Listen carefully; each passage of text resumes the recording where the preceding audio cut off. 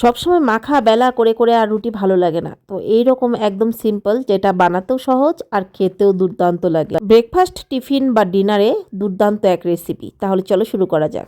প্রথমে আলুগুলোকে সেদ্ধ করে নিয়েছি। আলুগুলোকে নামিয়ে নিয়ে তারপরে পেঁয়াজ কুচি, লঙ্কা কুচি, তার সঙ্গে রসুন কুচি, এটাকে এখন তেলের মধ্যে দিয়ে এখন একটু ভাজা ভাজা করে নেব। এখন পেঁয়াজ, রসুন আর কাঁচা লঙ্কাটাকে একটু লাল লাল ভাজা করে নিতে হবে। তার মধ্যে দিয়ে দিব নুন পরিমাণ মতো। এখন ভাজা ভাজা দেখো হয়েও গেছে আমার।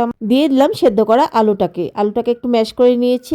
আর একটু সামান্য নুন দিয়ে দেবো। নুন দিয়ে তারপর একটু ভাজা ভাজা করে নামিয়ে নিলে তৈরি হয়ে গেল এই আলুর চখাটা। তারপর একটা বাটির মধ্যে নিয়ে নিয়েছি পেঁয়াজ কুচি আর লঙ্কা কুচি, পরিমাণ মতো। লঙ্কা কুচিটা যে যতটুকু ঝাল খায়। নিয়ে নিয়েছি এখানে 4টে ডিম। ডিমটাকে ফাটিয়ে আমি পেঁয়াজের মধ্যে দিয়ে নিচ্ছি। এই রেসিপিটা তোমরা ডিনার বা ব্রেকফাস্ট বা বাচ্চাদের টিফিনেও কিন্তু অনায়াসে দিতে পারো। তো দেখো দিয়ে দিলাম পরিমাণ মতো নুন। এখন আমি ভালো করে ফেটিয়ে নেব ডিমগুলোকে। সবসময় আটা মেখে তারপর আবার বেলে রুটি ভাজার থেকে একটু অন্যরকমও খাওয়া যাক, আর বাচ্চাদেরও মুখে ভালো লাগবে, তাছাড়া বড়দের মুখেও ভালো লাগবে।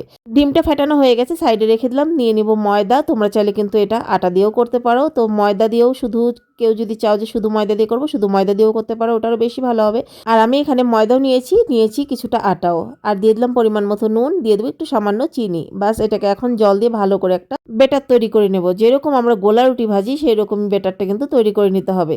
তো এখন হাত দিয়ে কিন্তু এটাকে ভালো করে আমি মেখে নিচ্ছি। মাঝে মধ্যে যদি আমাদের ব্রেকফাস্ট বা ডিনারটা একটু চেঞ্জ করা যায় তাহলে কিন্তু খেতেও ভালো লাগে আর সবাই কিন্তু খুব পছন্দও করবে। তো দেখো এইভাবে বেটারটা তৈরি করলাম, একদমই এরকম হবে। তারপর এটার মধ্যে আমি দিব একটা ডিম ভেঙে।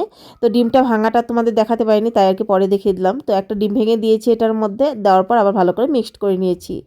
আর ওখানে একটা আমি তাওয়া বসিয়ে দিয়েছি। তাওয়াটা গরম হলে একটুখানি তেল ব্রাশ করেই কিন্তু আমি দিয়ে দেবো 2 চামচের মতো। দিয়ে তোমাদের পরিমাণ মতো তোমরা দেবে, কারণ জিনিসটা পাতলা হবে, একদম মোটা না। তারপর একটা কিছু চামচের সাহায্যে সুন্দর গোল করে ছড়িয়ে নেবে। তারপর দিয়ে ফ্যাটানো ডিমটাকে অল্প ছড়িয়ে দেবে। দেওয়ার পর এটাকে একদম সুন্দর কিন্তু এখন উল্টে নেব। তো দেখো সুন্দর হয়ে গেল। এটা কিন্তু চায়ের সঙ্গে খেতে কিন্তু বেশ ভালো লাগে। তো এখন এটার উপরে দিয়ে দেব যে আলু চখাটা বানিয়ে রেখেছি, সেটাকে আমি এইভাবে লম্বা করে দিয়ে দিলাম এগরোলের মতো করে। তো এখন দেখো ভাঁজ করে নিলাম। উপর দিয়ে ডিমের ইয়েটা রয়েছে, আর দেখতে যেমন লাগছে না, খেতে অসাধারণ লেগেছে। এই আলু ডিম পরোটাটা খেতে কিন্তু বেশ ভালো লাগে। তোমরা চাইলে কিন্তু একদম সুন্দর বাচ্চাদের টিফিনে সুন্দর একদম অনায়াসে দিতে পারো। তো নামিয়ে নিলাম একটা। আর একটা আমি কি প্রসেসে করছি সেটাও দেখিয়ে দিচ্ছি। এটাকে গোল করে নিলাম, তারপর উপর দিয়ে দেবো আবারও ফেটানো ডিমটাকে অল্প একটু দিয়ে কিন্তু এভাবে ছড়িয়ে নিয়েই দিয়ে দেবো উল্টিয়ে। আর উল্টিয়ে দেওয়ার পর এটার উপরে দিয়ে দেবো আবারও আলু চখাটা। আর আলু চখা দেওয়ার পর তোমরা যদি টমেটো কেচাপ বা শেজবান চাটনি এগুলো ভালোবাসো, সেক্ষেত্রে তোমরা এইভাবে আলুর উপরে দিয়ে তারপর কিন্তু ভাজ করে সুন্দর নামিয়ে নিতে পারো। একদম আলু ডিমের পরোটাটা দারুণ হয়েছে। একবার বাড়িতে ট্রাই করে অবশ্যই দেখো, খুব ভালো লাগে খেতে। আজকের এই রেসিপিটা যদি তোমাদের ভালো লেগে থাকে একটা কমেন্ট করে অবশ্যই জানিও কেমন লাগলো আজকের এই সিম্পল রেসিপিটা। তোমাদের একটা লাইক আর একটা কমেন্ট আমাকে আরো উৎসাহ করে তুলবে সুন্দর সুন্দর নিত্য নতুন রেসিপিগুলো তোমাদের সঙ্গে শেয়ার করার জন্য। তাহলে আজকের মতো এখানেই, কালকে আসছি আবার একটা নতুন রেসিপি নিয়ে। টাটা।